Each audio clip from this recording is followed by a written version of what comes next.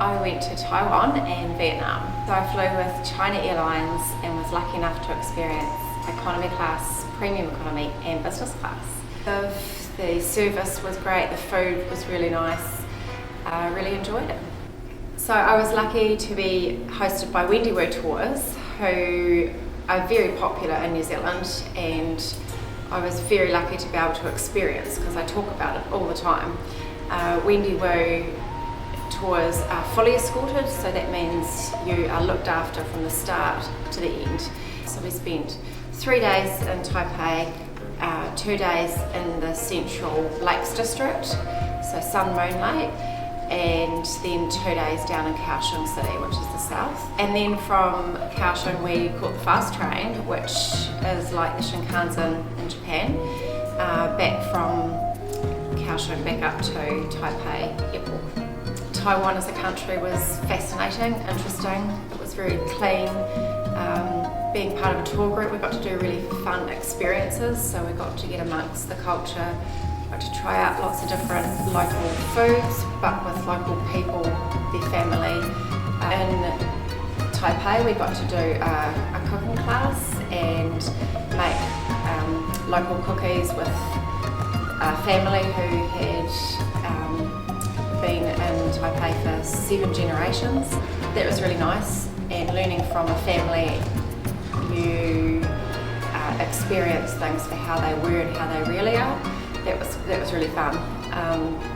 Travelling down into Sun Moon Lake was really fun for me because I enjoy the mountains and lakes. So it was really pretty, and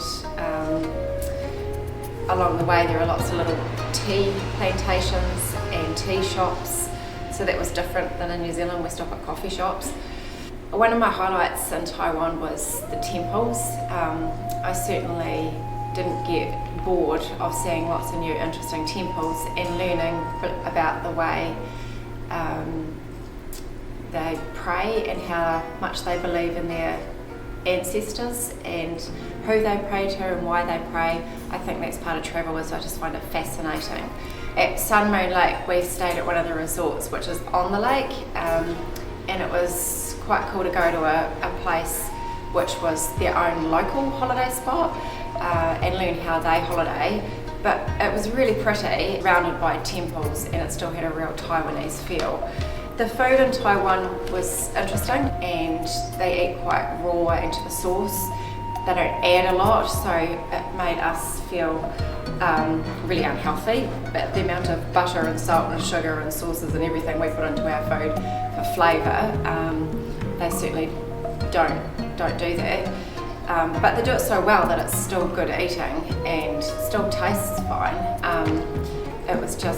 It felt really healthy, and you can see how they pride themselves on living well. And then we caught the fast train back to Taipei, and we flew back from Taipei City over to Hoi An.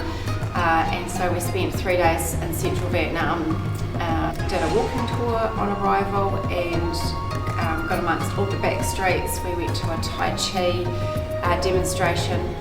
As part of a tour, we didn't get to just go and watch things, we got to do them, and that was a real highlight for me. I'm a bit of a doer, and I like learning how to do Tai Chi and how they do things their way, and for them to show me some of the moves. So that was really fun.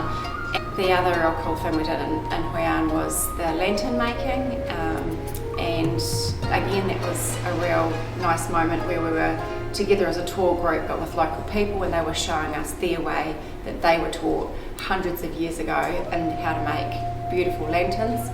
Hoi An City is so pretty. It's vibrant and fun and colourful, and actually quite the contrast to Taiwan and what we'd just been doing. So from Hoi An City we then trekked up into the hills, which are known as the Bana Hills. Bana for banana plants, quite simply. But these weren't just hills, they were mountains with 6 gondolas that go up to the top, where previously they would have paid respect and prayed to the Buddha, which stands there. But what they've built is also this giant golden bridge, which is held by concrete hands, and we learnt a lot about how it was created, why it was created, and it was so unusual but very pretty, and something that was different and interesting to me to go and visit. One of the highlights in Hoi An was visiting a local coffee shop and learning how they make their coffee and being a coffee drinker. And again, the contrast to Taiwan and their belief in tea. I was quite excited to get to Vietnam and drink their coffee, but wow, it was very strong and really rich, so you certainly only need one.